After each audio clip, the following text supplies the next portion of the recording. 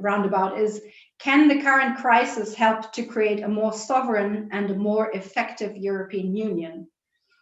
The corona crisis of the past 10 months, almost a year, has shown us, and is in fact still showing us with full force, that there are many challenges facing the EU that member states alone cannot solve.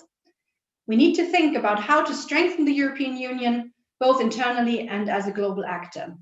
So the aspiration of a stronger EU is the easy part, and also the easy part of this panel. The difficult part is to figure out how we can achieve this. What are the key ingredients to do this? And do we have the right resources and the right institutions in place to make the EU more effective and more sovereign? These are last questions that we are addressing at a day and a week that is quite momentous and also very busy for many of the panelists. So I'm very happy to have you all here. We have a great panel to discuss these broad questions today. We have with us Jörg Kukies, State Secretary for Financial Market Policy and European Policy at the German Federal Ministry of Finance. We have João Nuno Mendes, Secretary of State for Finance at the Ministry of Finance of Portugal, the country that will take over the EU presidency from Germany on January 1st. We have Harold James, Professor of European Studies, History and International Affairs at Princeton University, joining us from the States. We have Yu Ye, Senior Research Fellow on the China Asia Pacific Program of Chatham House, joining us from London today. And we have Jana Puljerin, Head of the Berlin Office and Senior Policy Fellow at the European Council on Foreign Relations in Berlin. We are also joined in this panel by Clemens Fuß, President of the IFO Institute in Munich, and Wolfgang Merz, President of the Economic Policy Committee of the EU, who will give first comments after the initial round on the virtual panel. We are many people and we have very little time, so I'll delve right into it. And I would ask you to keep your comments short so that we have the option to take several rounds. There will be the possibility to give questions from the floor via the Q&A function on the bottom of your Zoom monitor. We will do that afterwards, but you can already think about some questions if you want. State Secretary Kukies, thank you very much for being with us today. We know that these are extremely busy days and weeks for EU policymakers. When we look on the year 2020, and particularly the past 6 months, in your view, what are the main milestones and also maybe your main regrets for the German EU presidency in making Europe more effective and sovereign? Quite strong at the beginning because of course the entire idea of next generation EU, first in the Franco-German agreement and then with the summit and the head of states and government agreement on the format. Is this loud enough? Can you hear me? Okay, so did you hear the first part about when okay, good. I'm just, I was just told I need the mic closer to, okay, so basically the fact that on July 21st, so literally 3 weeks into our presidency, we had a massive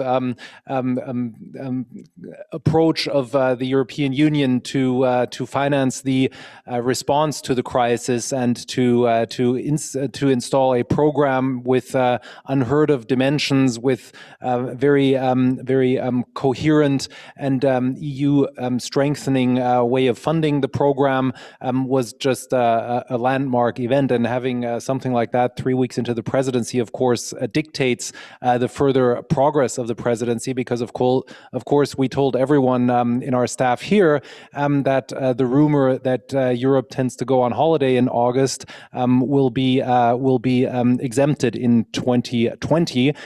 Because we immediately started on July 21st with the work on actually implementing the 67 pages of conclusions of the leaders and starting to draft that into concrete legislation for all of the sector regulations, for the RRF, for the own funds regulation, because of course we anticipated that despite the fact that the agreement itself was reached in principle at the beginning of our presidency, the amount of detailed work to be done is massive, and it is interesting that we may just land precisely towards the end of our presidency with full agreement on all files. So the MFR being done, the RRF being agreed in principle in the Council, being agreed in principle in the EP. Of course, the trilogue is still ongoing and still has quite a lot of open issues. But the vast majority of things have been agreed. And of course, we also are converging and been very constructive discussions with the European Parliament on the RRF and the own resources decision. Hopefully, after the agreement at the summit will be put forward now, because there's no more reason at the technical level. We all agree that the content of the own resources decision is forward-looking and consensus at the technical level. Politically, it should now also be digestible for everyone and acceptable for everyone. The 21 budget is agreed as well, technically speaking. It wasn't put into action because of the overarching debates around rule of law and all of the issues that have now been resolved.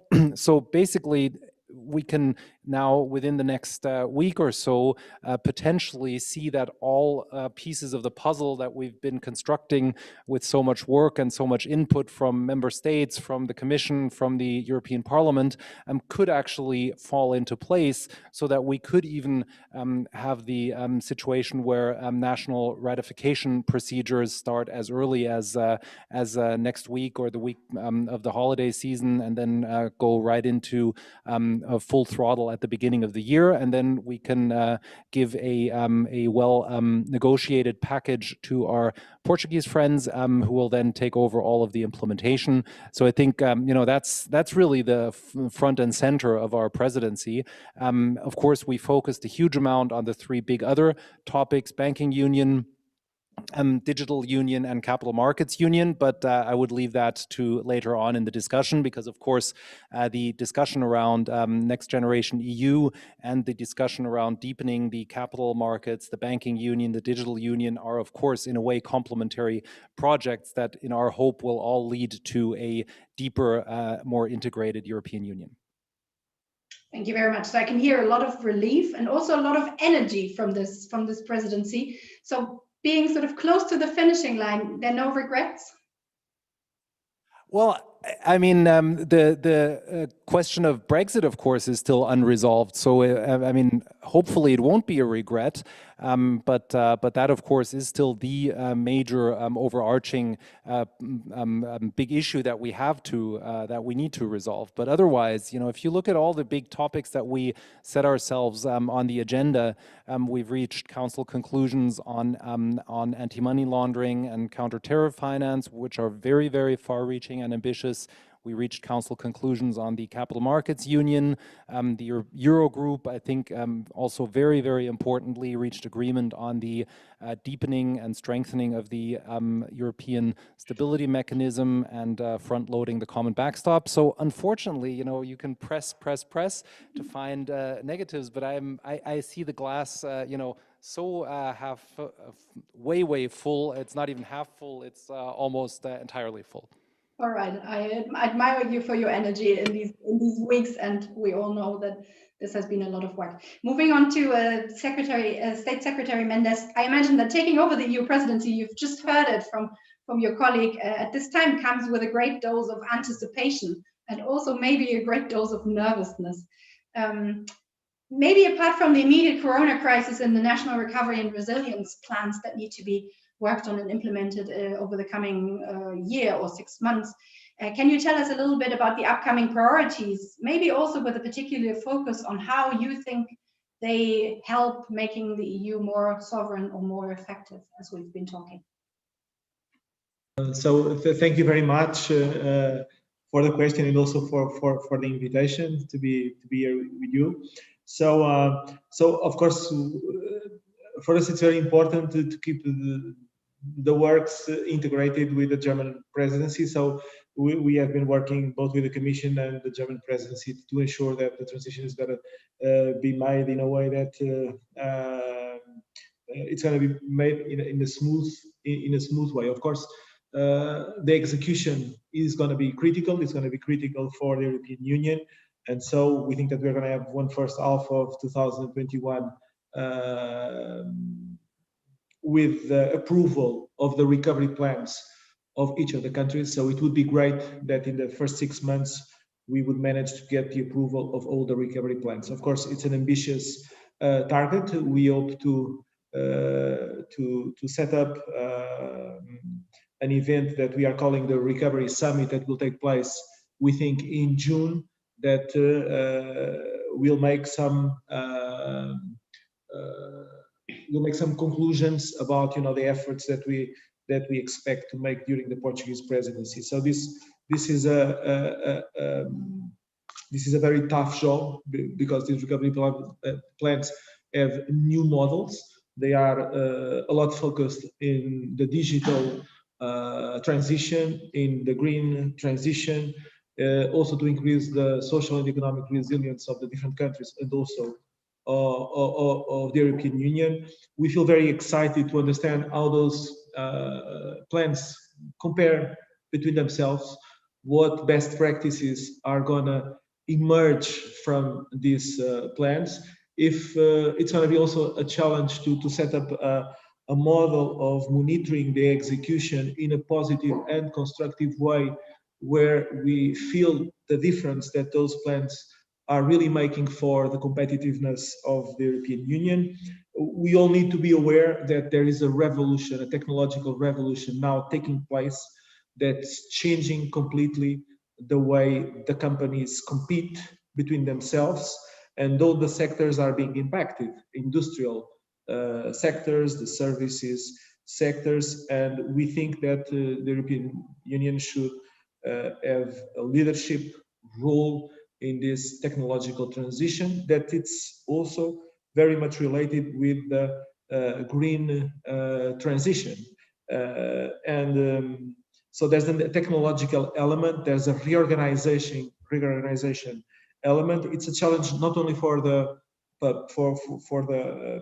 private sector, but also for the public sector. So I think that we'll make use also of these financial resources to adapt the competencies and the public infrastructure to this new digital challenge.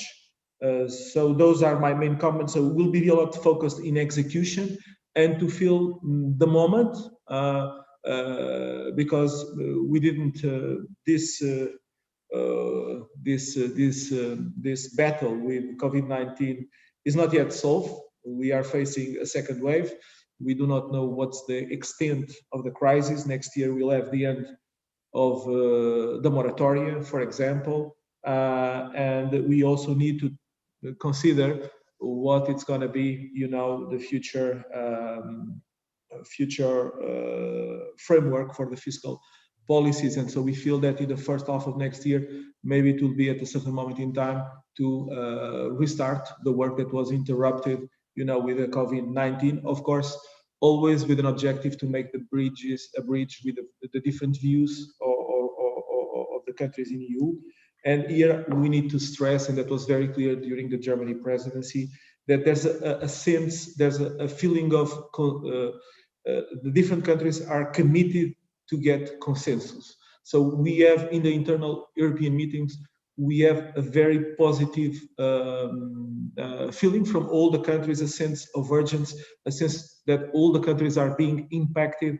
So really a European sense of the need that we have to act together. Thank you. Thank you. We will definitely talk about the question of ambition, and also the wish to become a more sort of to assume a greater leadership role when it comes to technology that you mentioned. We'll leave that for a little bit later. Just one follow-up question to what you've said. What would you say to critics? This is with the plans, when the funds have been allocated, and it's definitely an unprecedented sum, and now there is some administrative, legal and administrative work necessary to put this money into projects and plans. What would you say to critics who say that all these national reform plans is basically a big paper producing machine, where everybody will in the end write their reforms that they've been initially thinking about or have actually started introducing already. So how do you counter these arguments that this actually makes a difference? You see, I don't really agree with that view. For example, in our country, we had a great discussion about what could be the main goals, about the allocation of the resources between the different areas. So we are dealing with our growth model, with building new productivity factors. But we must be aware that the countries in the European Union are different. So they need to adapt their own plans to the challenges that they are facing. And I feel in this diversity a way for us to build know-how, for us to build knowledge about what will be the best practices. But let's look at the European Green Deal. The European Green Deal, it's about extraordinary objectives. That means to reshape completely the way we use and source energy. So for us to be prepared for that future, we need to be very clear about the objectives. We need to excel in execution in order in the next 10 to 20 years to accomplish the objectives that are established, that are extremely demanding. So I don't see that point, and I don't see this work as being administrative, and I'm seeing the execution process as a building knowledge process, also for those that are interested in building economic policies for the future. Okay, thank you. Thank you very much. We now move digitally across the Atlantic to Professor James. You have followed and worked in European affairs, particularly the Economic and Monetary Union, for many years. If you now take a long view, how do you perceive from the outside the recent European efforts that have just been mentioned, the big milestones?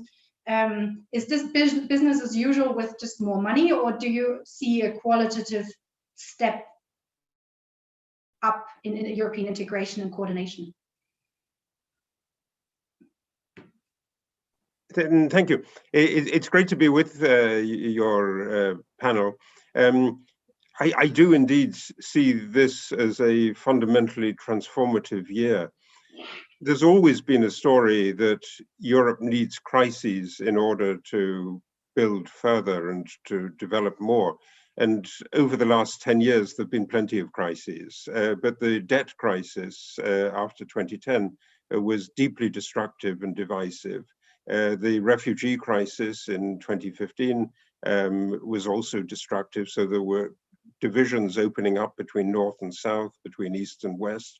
And what I think you see with COVID is that you have a genuine European crisis, but it's also a global crisis that requires answers that can't be delivered on the level of national states. And the movement towards getting a common budget, common borrowing, the mechanism that you'll need to service the debt, those are all enormous advances. But there are obviously some red flags in this issue. And when you speak about more sovereignty, for many people in Europe, that looks like a red flag. They don't want Europe to impose things on them. And you've already had, I think Mr. Mendes was quite right on that, that there are very, very substantial differences between different countries. There's a rejection, I think, coming out of the debt crisis of the idea of imposed conditionality. And that's why the ESM mechanisms may be problematical.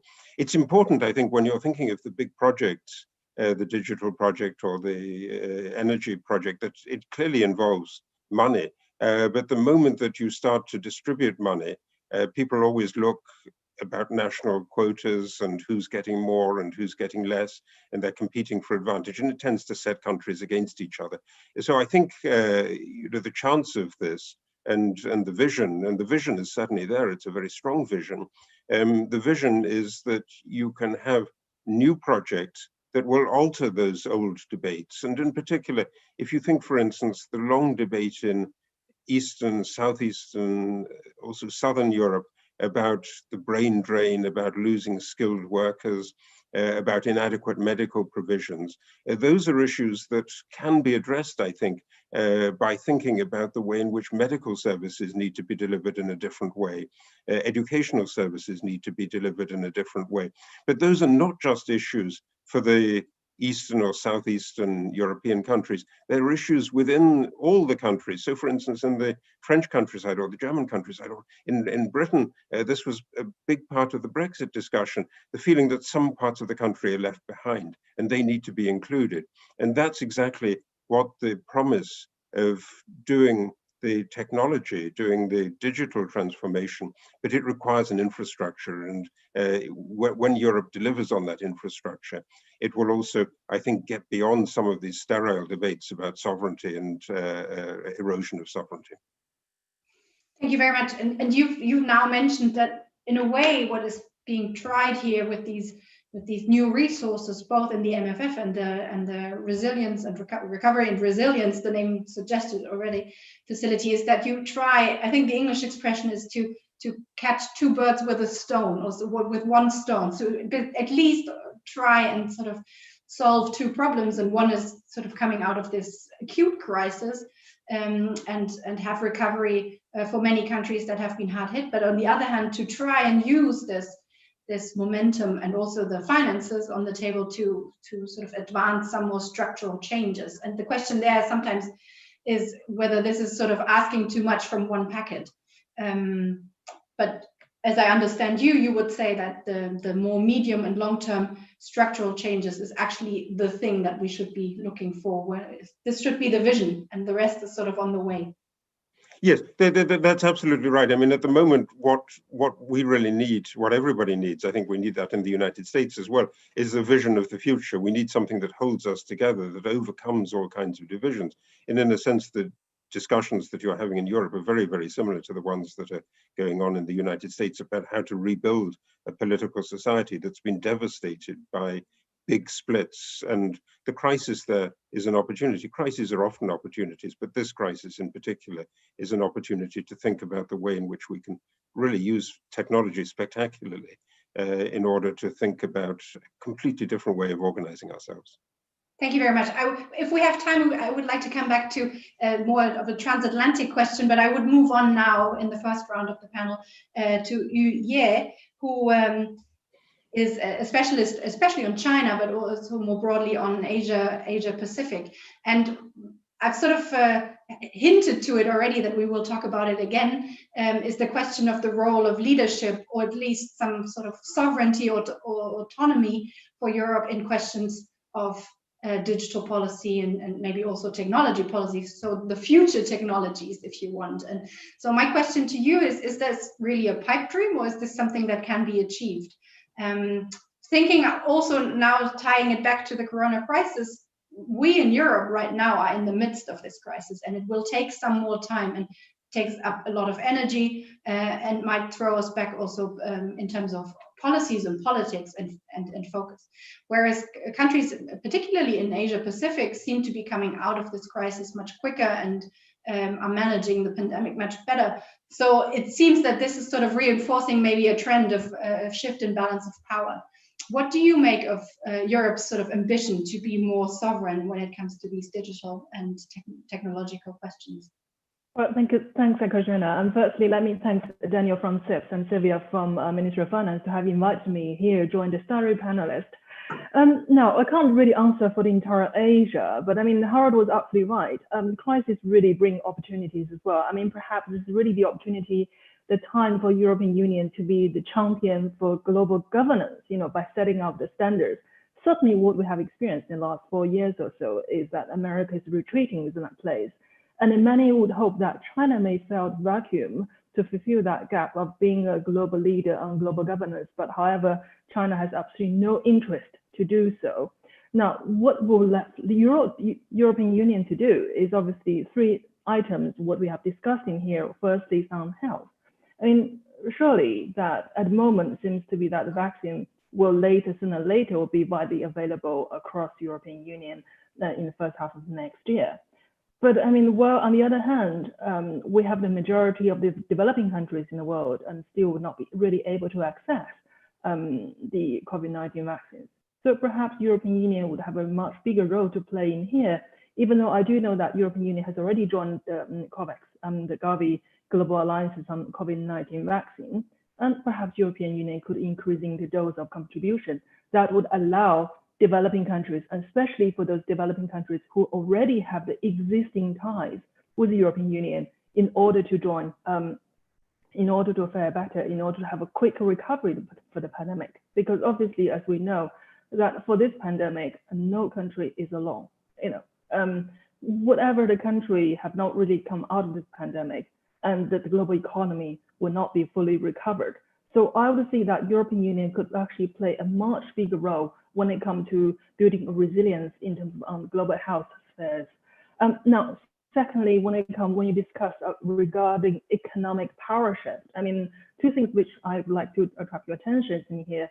Well, the rest of the world seems to be focusing on the US presidential election, and the European Union is busy with debating its own budget issues. But then on the other hand, just look at Asian countries recently signed up this RCEP, Regional Economic Cooperation Pact. And obviously that would include 30% of world GDP. And also, having said that, there's also another one on pipeline, CPTPP. I mean, both mega trade deals without European Union, which is a leading trade powers involvement. And that just may sound very alarming for European Union. But the opportunity also exists in here, because if you actually look into the details on RCEP, the very weak chapter on digitalization, the very weak chapters on services in trade, and this would be something that European Union are very good at, and perhaps European Union would be able to set some kind of standard that ASEAN countries would apply to apply within RCEP and CPTPP. Again, I mean, what I'm saying here is that it's not about European Union is already out of fashion in Asia. That is clearly not the case. What I'm saying here is that certainly now after this crisis, the Asian powers realize themselves to have a sufficient confidence to do certain things, and most likely under economic integration without the involvement on the developed countries in Europe and in the United States. So this is on the economic sphere of things. Now, on digital technology, and I feel, I mean, really from my angle, I feel like most of the discussions we had in Europe is mostly about security. It's mostly about national security. You know, on the one hand, you see the cyber attack in Russia and China, and then somehow would ruin the digital infrastructure in the European Union. But actually, largely, what we have not really discussed in here is that sense of digitalization is the utility of digitalization on everyday use. It seems to be very few has been discussed in the space of the policymakers so far. Now, just want to give example. For example, China just recently released its 14th five-year plan, and a substantial chunk of the 5 years plan included in the digitalization. China will no longer really building the so-called physical infrastructures like railways and high-speed railways and things and so forth in order to building infrastructure, but instead it's the digital infrastructure that the country really required. So I think by what we have discussing here, it's not just about security, but really it's about how can we use improving utility of the digital infrastructure, and that would really building Europeans' resilience would be less fearful on some unfair cyber attacks. So my short comments in here. Thank you. Thank you very much. There are many things that you've just mentioned. I pick out two, which I find something that might also lead over to the next input. And one is that you mentioned a way of finding more sovereignty, or maybe also more extending your soft power, is also building alliances beyond the sort of large powers and sort of building strategic partnerships. You've mentioned it for the example of Corona and the vaccine with other countries in the developing world. And there is sort of a global role for Europe to assume there. That was one thing. And the second thing is, and you gave the key word standard setting. And that leads me to Jana Puljerin. you are an expert on European foreign and security policy, but we talk a lot, when we talk about sovereignty, European sovereignty, we often talk about these soft forms of powers, of standard setting, of economic might, of the power of the single market.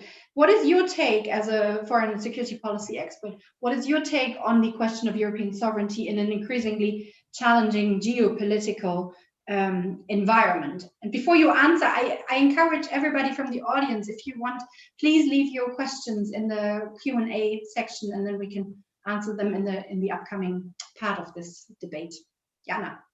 Thank you, Katharina. Maybe I come back to what this crisis actually means first, because I think that there is a truth in the saying that Europe is made in crisis, and that I agree that with the recovery fund and the historical agreement, the EU has reached something extraordinary and has shown how resilient it is. And that is also underlined by a lot of data that we've collected this year as ECFR on European solidarity, which was actually alive and kicking early on, despite kind of the EU's bad reputation in the beginning. So we established a European solidarity tracker, and you could see that all over Europe there was a lot of action. And also, it's not only, I mean, we haven't mentioned that at length here, but also when it comes to health cooperation, I still remember in 2018, I was overseeing a project on Europeanizing health policy, and the Germans were the biggest opponents. They kind of wanted to block everything and wanted to keep it on a national level. And I think this crisis has really changed this completely, has changed the mindset. So there is a huge chance. And I think that this is important because I think a sovereign Europe in the world has one precondition, and that is kind of a Europe that is strong within, that shows a lot of solidarity, where citizens kind of feel that the EU takes care of them. So I think that the crisis in that regard is really a huge chance, because it has the potential to strengthen Europe from within, and has moved a lot of debates much further. At the same time, I think that, and that also brings me back to the German Council presidency, I agree with all the achievements, but at the same time, the big summit on China needed to be cancelled. On migration, we are not an inch further. On Turkey, yes, we have agreed on some, I would say, soft sanctions, but there is still not a clear idea within the European Union what to do with the country. And I think, so my personal fear here is when it comes to sovereignty, yes, we can talk about health sovereignty, which has, I think, made a huge step forward. And also with the Recovery Fund and its emphasis on climate and digital, kind of, we can talk about digital sovereignty, and we should, and climate sovereignty. But at the same time, I'm a bit worried right now that the EU's performance on the kind of classical foreign policy front lately has not been extraordinary, and is not very promising. So I don't know the huge difference that we've made as European Union in the Nagorno-Karabakh conflict, which leverage we had on Russia to change things on the ground. Same with Belarus, same with Libya or Syria. And I mean, of course, the MFF is a big achievement. I'm happy that the agreement was concluded, but when we look at kind of money for actually security and defense, like the European Defense Fund and the PESCO projects, military mobility, there is not even half the money that people promised, basically, or that the Commission thought would be needed previously. So I think that while this crisis has strengthened us on a lot of levels, and I'm really impressed by what the EU has done and has gotten off the ground, I'm worried to see us on the foreign policy front. And I think that this whole topic has not gotten attention enough in this Council presidency, and that things have not been moving forward. Of course, we had the human rights sanctions regime, which I think is super relevant, and the strategic compass. But I think that we should keep in mind that there's a huge agenda out there, and that we need to get much better in dealing with the regional conflicts in our neighborhood, and that we have not shown great performance lately. Thank you very much, and thank you for also bringing in the perspective. That would have been my follow-up question to you, the perspective of sort of the broader public and the factor that all of this question of coordination is and sort of joint action at the EU level somehow presupposes that the country's publics are willing to go along with this. Can I have a two-finger on this, Katharina? Because this, I think, is really encouraging, because we did a huge data poll as ECFR earlier in spring, when people were really, that was before the recovery fund was agreed on. And even there, people were very disillusioned and very frustrated, but all of them, there's a huge majority all over Europe of people saying we want a stronger European Union. We think the European framework is the right one. So there's a lot of support, I think, still from the public for Europe to be a stronger actor. And so I think there is a clear mandate out there. And that was also recently re-emphasized by the Europol data. Europol did 3 reports, April, June, and now September, October. And the public is really behind the European Union here and wants to see a stronger role. And I think this is very encouraging. I can fully support this. We at the Bertelsmann Foundation, we also have a regular European monitor, the opinions, where we ask the European citizens, and we have similar results to some of the questions. Okay, so while everybody in the audience, in the digital audience, is thinking about questions, I would give the floor briefly to Clemens Fuest and Wolfgang Merz to give first comments on what you've heard and sort of a further input that we can then take into the broader discussion. Mr. Fuest. Okay, thank you very much. Great to be here. Very interesting discussion. I would like to make a few comments on NGEU and the way in which this money is used. So I think NGEU as a whole is a very positive thing. It is mostly solidarity of the well-off countries in Europe with the less well-off. I would say this is not just charity because there is a common interest in cohesion and kind of surviving this crisis, and maybe also using it or benefiting from it in the sense that we kind of rebuild trust or bridge divisions in Europe. So in that regard, I think it's positive. At the same time, I think this money will not go into additional projects entirely. Definitely not. I think that's very clear. Also, if you look at the guidance, the member states have a lot of discretion how they use the money. So I would think what will happen is it will partly go into additional projects. It will be partly go into tax cuts, and it will partly go into reduced public debt in the beneficiary countries. And I personally think this is not bad. This is a good thing, because it is very unlikely that it is optimal to channel all of this money into additional public spending. I mean, there is no thinkable framework or economic model that would tell you, let's channel it all into public spending. It doesn't make the slightest bit of sense. But I think we shouldn't claim this money is not replacing national money. Of course, it is replacing national money. Less national money will be spent, and as I said, I don't think that's a bad thing. Now, simply one simple reason is some of the European countries, member states, are so highly indebted they will face massive difficulties in the next crisis. So it's not bad if they cut that a little. What I'm missing, I have to say, is some projects that are truly European. Let me give an example. I would have liked to see more border crossing projects. I would have liked to see what you might call lighthouse projects. Will people remember the investment from this fund? I'm not so sure. It will depend on the recovery plans and what countries do with it. But I think we should have used at least part of the money to produce some lighthouse projects. And let me give just one example.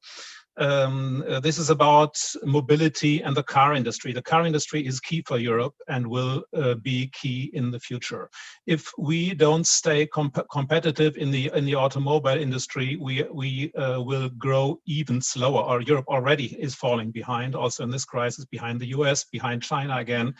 So we need to seize growth opportunities. And one opportunity, obviously, we all know it, is electromobility, autonomous driving. So why did we not do a tender, for instance, saying, okay, we want to see 3 European cities introducing autonomous driving in the city center? Who does these things? It's China, it's not Europe. I mention this example because I think generally we are talking too much about new technologies in Europe, but we are not really using them. We are not really implementing them. We are talking a lot about digitization, but we are preventing data collection more than we are enabling data collection. And I think this is a pattern. What we need to do is experiment more and do more of these projects, because if we don't, I think we will fall behind further. So in this regard, I would say it's a missed opportunity.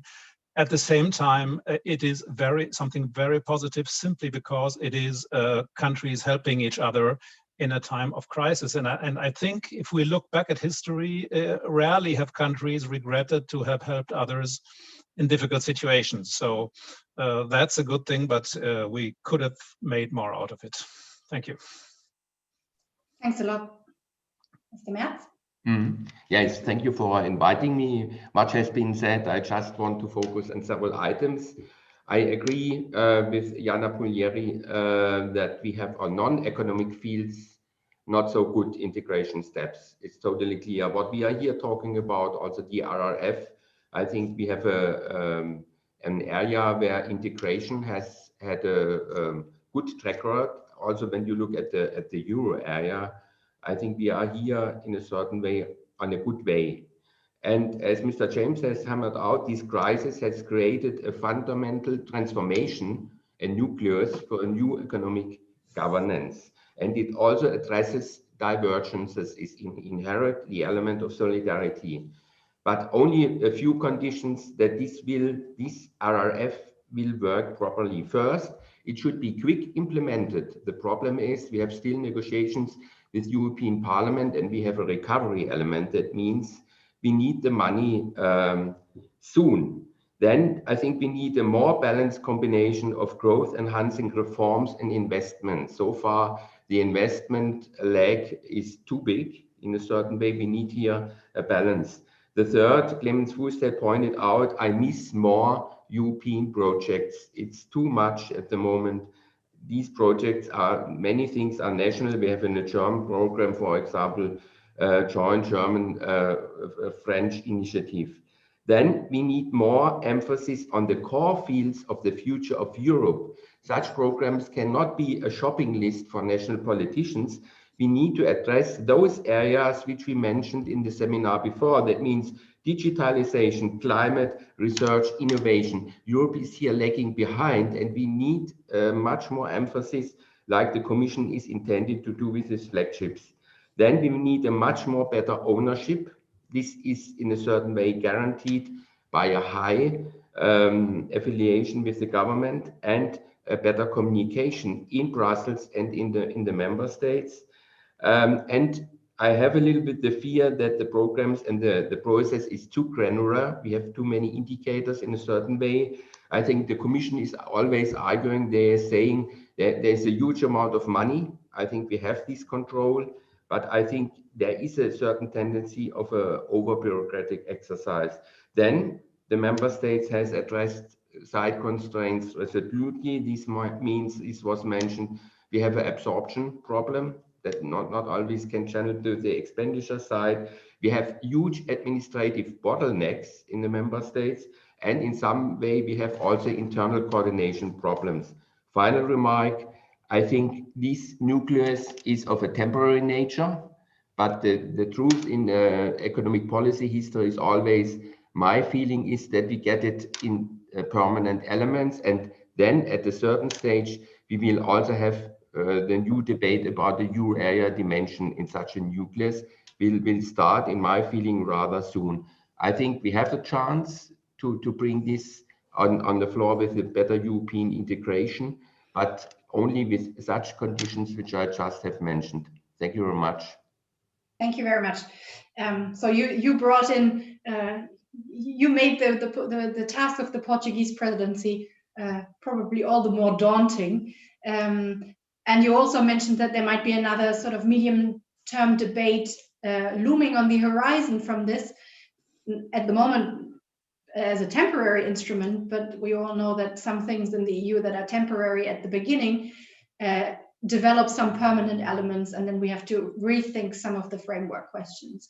So I bring that in, and I also encourage you now in the next round to, particularly both the state secretaries, to maybe give some more ideas on how it is maybe still possible to have some of the more pan-European or cross-border projects. If I'm informed correctly, there are some thoughts on this, but maybe that would be something to go further into, to have these, what Professor Fust called lighthouse projects, when we talk about implementing the reform plans. I also have a first question from the audience, which whoever feels compelled to answer them, you answer them, but I think maybe it's focused particularly to State Secretary Mendes, because you mentioned the question of social resilience in your talk. And so the question is from the audience, do you see tension between the discourse on technological sovereignty, questions on sort of the global role of Europe, and questions of, in this package, and questions of how can we also in the short term facilitate or strengthen social resilience and sort of alleviating some of the acute social problems that are coming out of this corona crisis. Is there maybe also a tension in terms of where you put your money? So that comes from the audience, but what I would suggest is that we've got a lot of input right now. I'll keep collecting questions from the audience, but we'll go back to the state secretaries for a second round of comments. And then to the other panel members, and then I'll feed some questions as I see them fit. I'll feed them in. State Secretary Cookies. So I think the key question now is quality in addition to quantity, right? So I think the framework is set now. The governance that we have, of course, still subject to final negotiation in the trilogue, but the general decision has been made to give the member states the prime responsibility for the recovery programs. So I think all of these very good ideas and initiatives that have been named on pan-European projects, on lighthouse projects, on transformative projects, they are ingrained in the governance of the Next Generation EU, but they are also the responsibility primarily of the authors of the national recovery plans, and that is the member state group. And of course, in many of the things to capture positive externalities, it's very natural that cross-border effects and cross-border projects should be embraced and brought forward. At the same time, we also have seen in the MFF, even though we could have seen it being even more future-oriented, but quite a lot of the projects on research, on education, Erasmus, health, there are massive initiatives for pan-European ideas and European public goods. So I do think the MFF is gradually shifting into this area as an instrument as well. So I think the fact that we have that at the European level, and we have the possibility for the European member states to embark through their national recovery plans into precisely this direction, and also, to be perfectly honest, the Commission, which has a very strong role in this governance, to also look out for and be brave in steering the national recovery plans, and they're free to do that with our national recovery plan as well, to also make sure that these concepts are also reflected in the national recovery plans.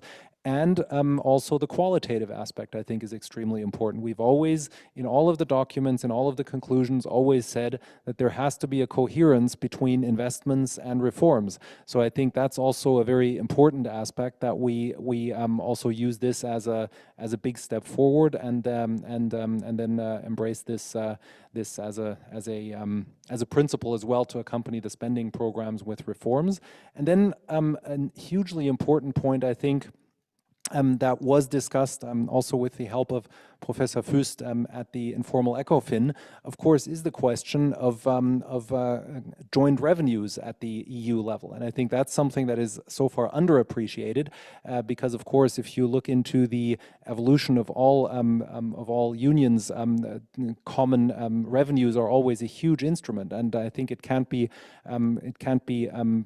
seen and interpreted highly enough that after a long period of standstill on own resources for the European Union, first of all, we now have an additional own resource on plastics, but also we have a very, very far-reaching and potentially game-changing plan and roadmap for new own resources for the European Union, which can also be massively transformative in terms of this financing of the European idea. And so I think that could be, who knows, maybe many years down the road, that will be seen as one of the key elements of this crisis response, that we've made so much progress towards own resources relative to the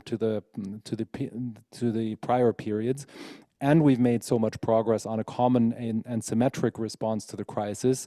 If you just compare the decisiveness of response in 08-09 with the decisiveness of common response in 2020, it's massive and it's had impact, right? I mean, if you look at the fact that government bond spreads have all reduced and gone in the same way without any outliers in 2020 relative to the dispersion and the divergence that we had in 08 all the way into 2013-14, that's a massively positive development that we've had in the European Union, and I don't think it's coincidence that our currency has strengthened as a result.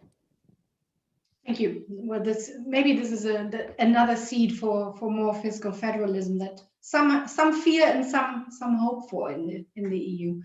And thank you again for mentioning the own resources that we've talked about a lot so far about how to spend the money, but it also comes from somewhere, and that is also an impressive or a sort of instrumental way of how things have maybe also changed at the EU level with this package. State Secretary Mendes. Thank you. So as regards, the European projects contribution dimension of the recovery plans. So let me tell you that a very important part of those recovery plans are dedicated to the green investments, and those need to be structured in a way that's compatible with the European Green Deal, which is an European project. So every country needs to allocate those green funds, the funds that are going to be dedicated to the green investment, in a way that will allow us, to fulfill our part in the global Green Deal project. So this means that the recovery plans were conceived in a way for us to have the capabilities to execute the Green Deal project, which is massive, and it's not only about public spending; it's about mobilizing the private spending. So we really feel that a very important part of the money that's dedicated to the recovery plans will be for this very big European project, which is the European Green Deal. One of the other questions that was mentioned, that relates about the pace of technology vis-a-vis, the social resilience element. So we'll have to deal more with that, as the crisis unfolds to new chapters.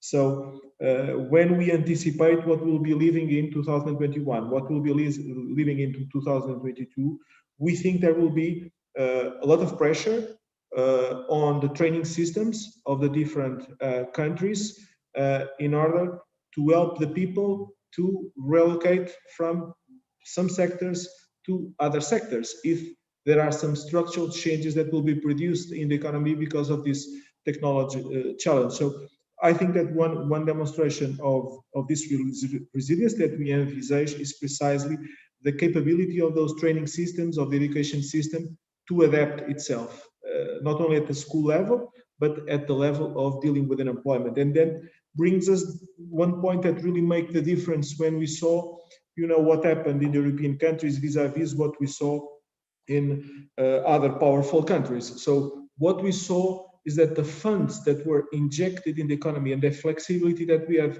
been using from the state aid rules, for example, and the flexibility that was built for us to support the employment, this all had to do with our economic and social model in Europe. And I think that made us feel ourselves European proud vis-a-vis of what we saw in other countries that I'm going to not tell names, that are very powerful, very rich when we look to the figures, but we saw their health systems could not cope with the challenge. And this is not only about money, this is about the way we are organized, and it's also about our economic and social model.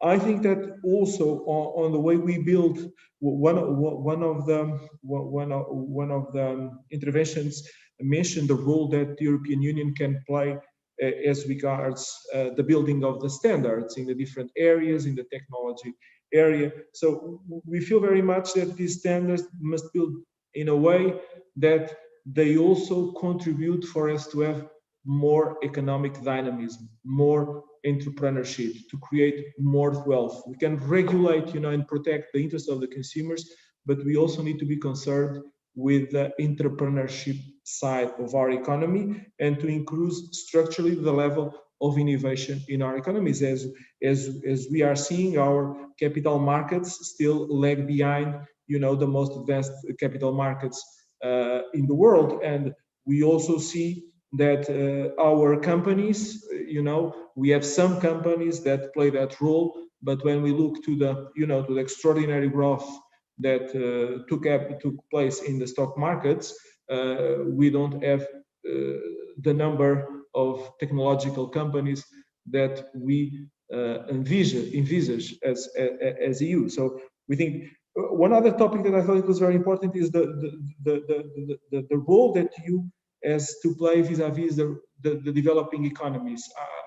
We think that the Portuguese presidency will have as a concern, to build the multilateralism, to build international partnerships, and of course to be to contribute that the EU has a role vis-a-vis the developing countries that are facing tremendous challenges from the health point of view and financially, and this is going to impact the world economy and will have effects on our own economies because the developing economies are feeling such difficult. So it's a matter of solidarity, but it's a matter also of protecting our future interests to keep our economical bonds with those very important countries. Thank you very much, and that's a great move to our other three panelists, which can also comment and react to some of the things that have been said. But I have another question for the three of you that comes from the audience, and that goes pretty much in the same line as the State Secretary just mentioned right now. And the question being, this shift also in discourse in Europe towards more sovereignty is sort of a concept from a sort of more big power game that we as Europeans, we might want to be en masse too, and therefore we have to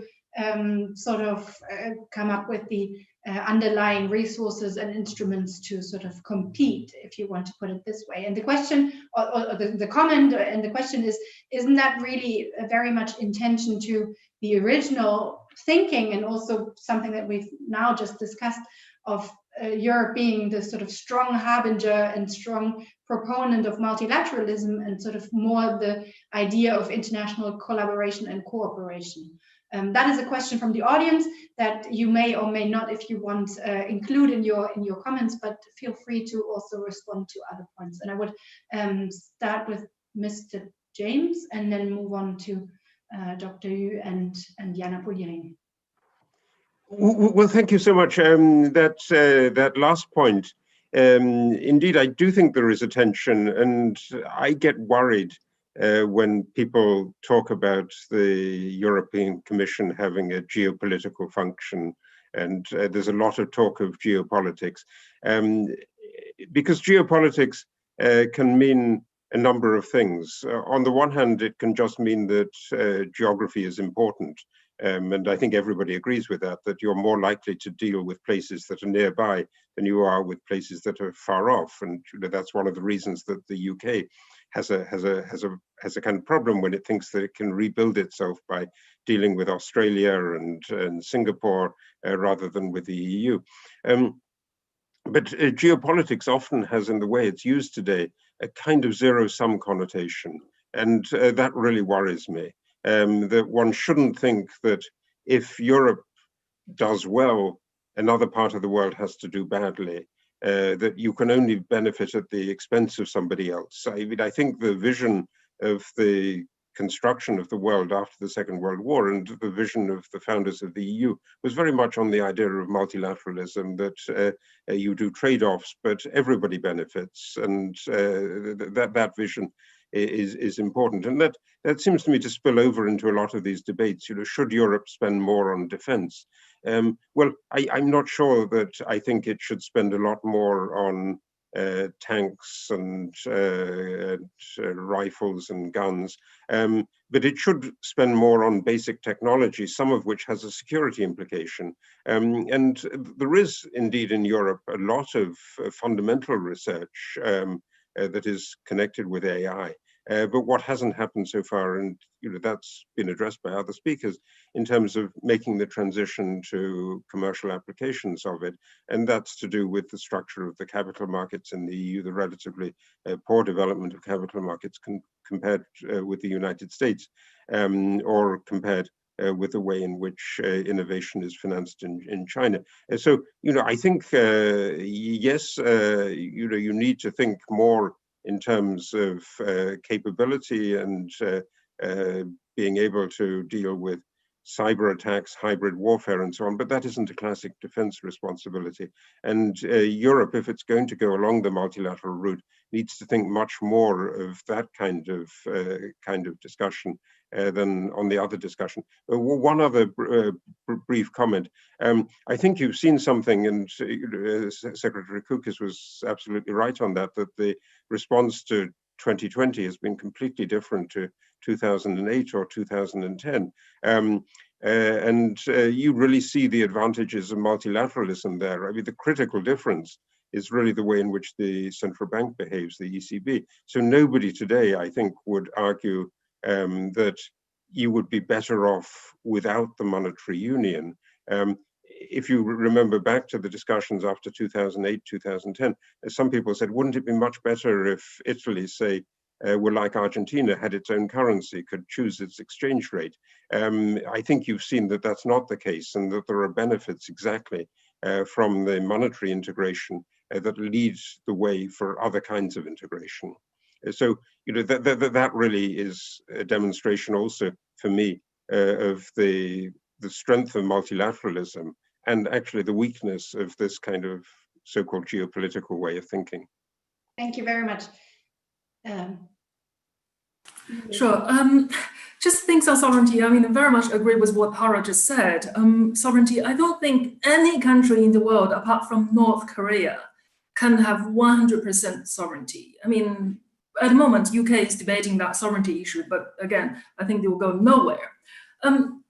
Let's just consider sovereignty, but more in the lenses more in regarding accountability, because sovereignty, what do you have? Sovereignty is like protecting your population, but then accountability is that sense of to be able to govern, and irrespective which political system you are, I think at the end of the day is the both economic and political deliverable that requested from the population to the governors, and that really matters. So I think instead of we're debating sovereignty in here, I think what we should look into is how shall we improve the accountability of the government? I mean, either European government or Asian government as such at all. So it's not exactly sovereignty in the sense in the word of Howard Mackinder, which the Chinese leadership said very seriously, but rather I think it's the accountability to be able to govern, to deliver something substantial and tangible that really matters. Now, another thing really coming to my mind is if we are talking about sovereignty, foreign interference, what we're having now is we're having this emergence, this tendency of mutually exclusive standards on many things, both from the United States and from China. Both two countries setting very bad examples for that, mutually exclusive standards on many things.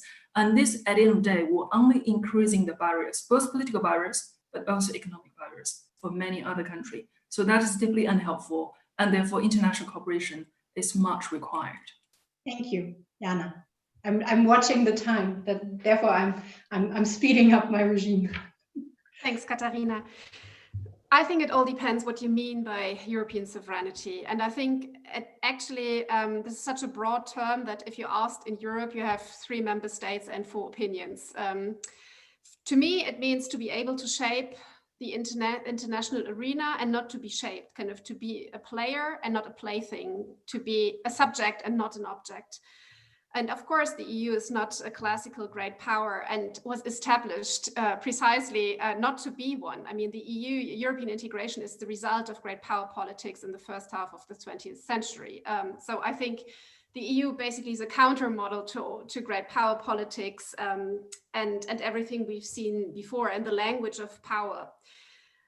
But Josep Borrell is also right that we, I think, need to understand and speak the language of power better. But it's our power. It's not maybe classical great power politics, but the EU needs to understand where it can influence things, for example, through its regulatory power, or also through asymmetric economic dependencies, and to make better use of them. We haven't been, I think, all the time terribly good in doing this. To me, that goes against something that Harold James has said to me, that also implies being able to defend one's own territory. So I think classical territorial defense is not at all obsolete, as we've seen in 2014 at the latest.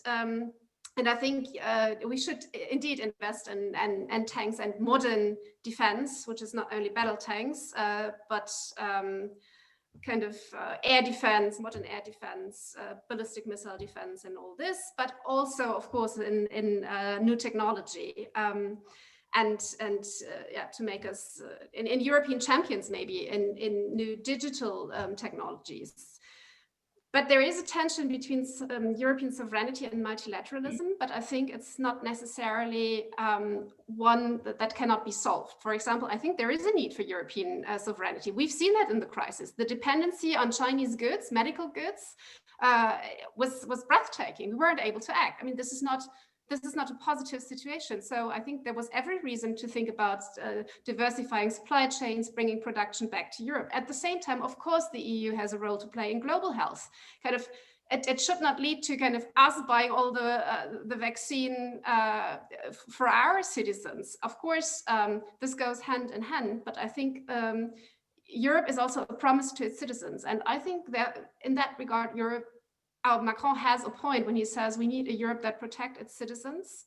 And so I think the EU needs to be able to do both, to guarantee a certain degree of sovereignty and of independence, and at the same time be a strong advocate for multilateralism and be engaged in upholding the global international order based on law and international institutions.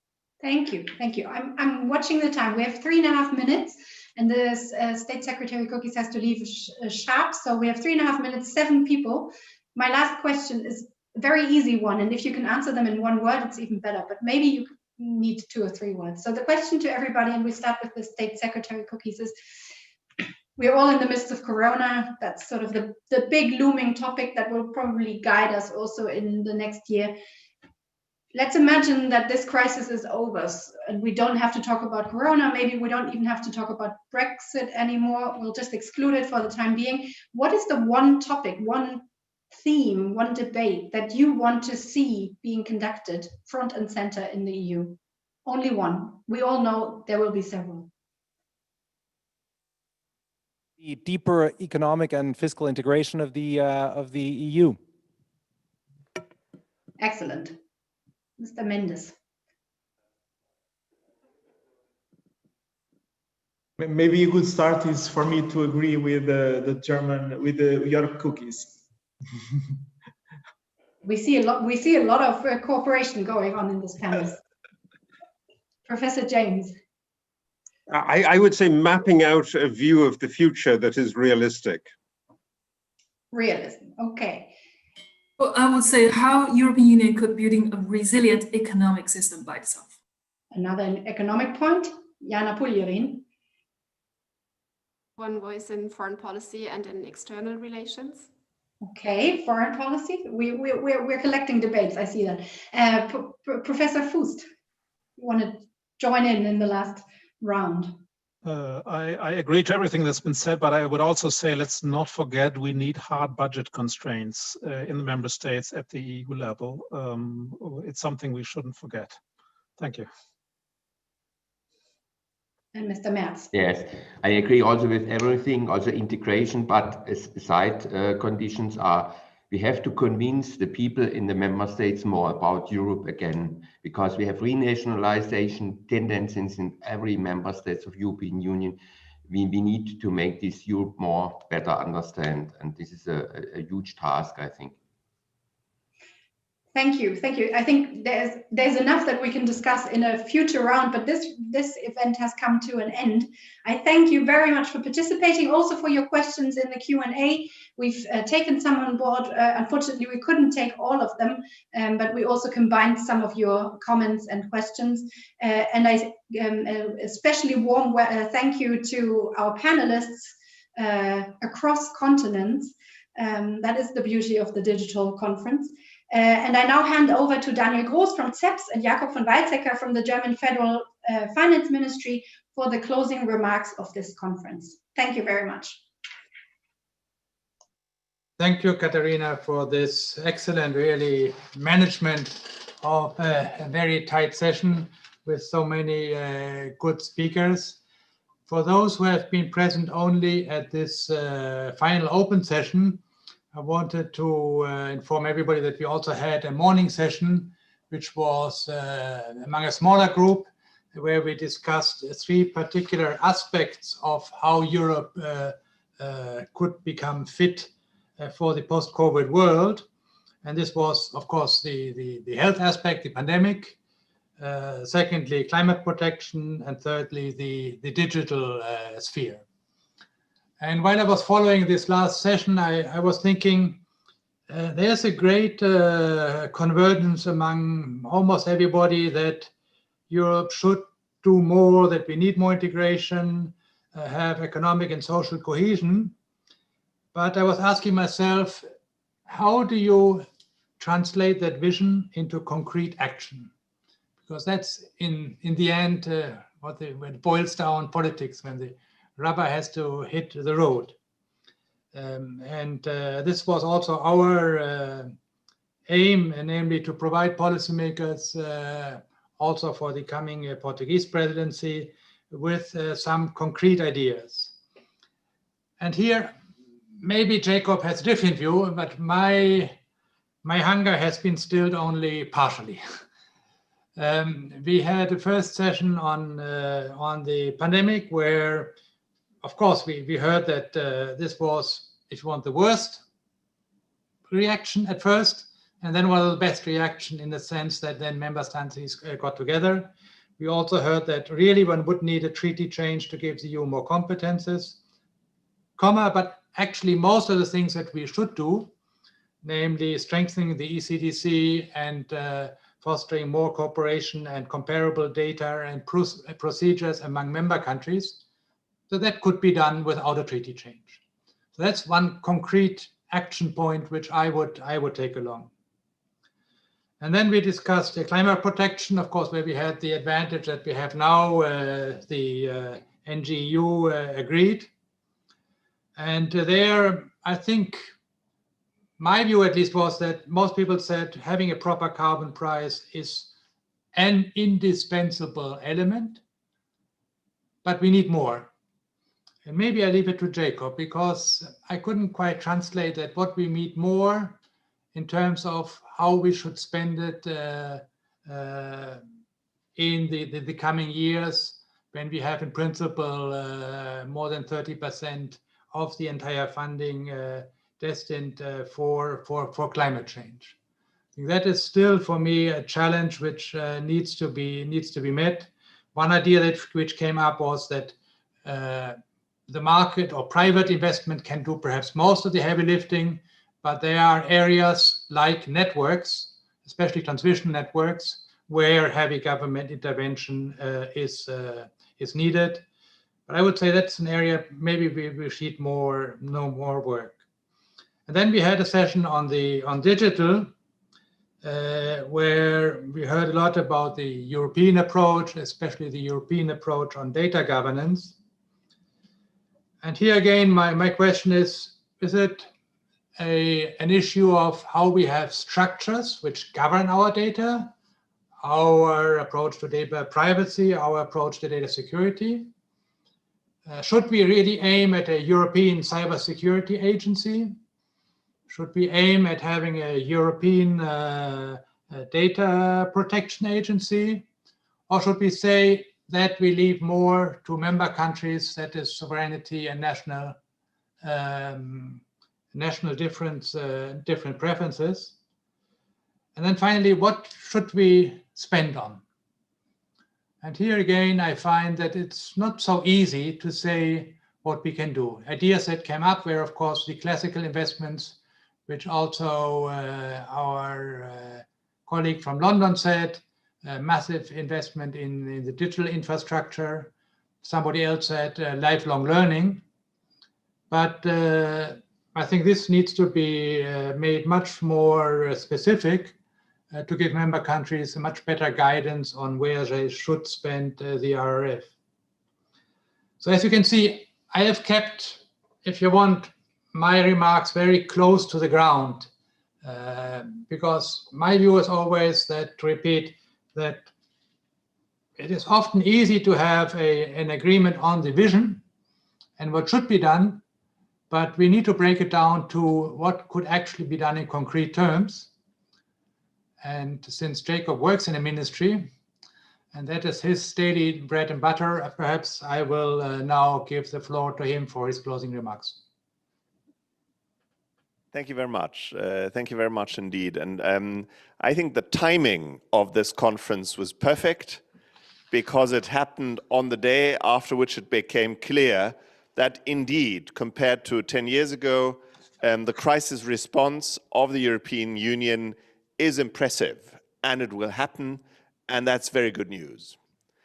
And it was also very good because of course, it's at the end of our presidency, the beginning of the Portuguese presidency, and even though all of us in ministries, in academia, we are preoccupied still very much with the crisis management because the COVID crisis is not over, I find it extremely encouraging that not only did we discuss health, and for good reason, but we discussed climate, we discussed digital, we discussed a number of broader issues that Europe is confronted with.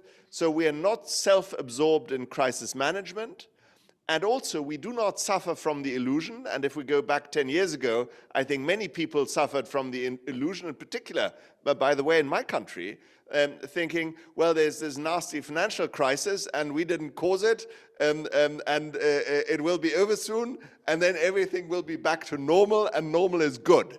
And so it was a relatively narrow view of the world. It was a relatively narrow view of the challenges ahead. And I think we're in better shape. The response was more forceful. It was faster to the crisis. We are not self-absorbed. We're forward-looking. And of course, a lot of the next generation EU, and it already says so in the headline, next generation EU is forward-looking. What we need to do now is we need to, first of all, spend the money well, so that if ever a crisis like that were to happen again, citizens will say, well, it was a success story what you produced. It didn't only sound good, and Diane is absolutely right, it was good in implementation too. And there's somebody in the room, I mentioned him earlier today, Werner Ebert, who's drafting our recovery and resilience plan. We better make sure we have a good one and all member states have a good one, and then display excellent in execution. But that in itself is, of course, not enough. We need further institutional developments in the Union. And frankly, we need to look at very hard problems. The problem of health sector and pandemic preparedness, the problem of tackling climate change, the problem of digitalization is an order of magnitude more complex than the challenge of having properly capitalized banks that don't fly in our face so easily. One doesn't need particularly gifted economists, even though, of course, economists spend a lot of time thinking about it. By comparison, the problem of the financial sector, in a way, is relatively easy. And the three problems we were discussing today, they're hard. They're hard intellectually, they're hard institutionally. All of them have a cross-border and global dimensions. So in many ways, all of them is what Europe is about. That's very good news. But in order to be able to deliver a lot of work, not only money, a lot of work has to be invested.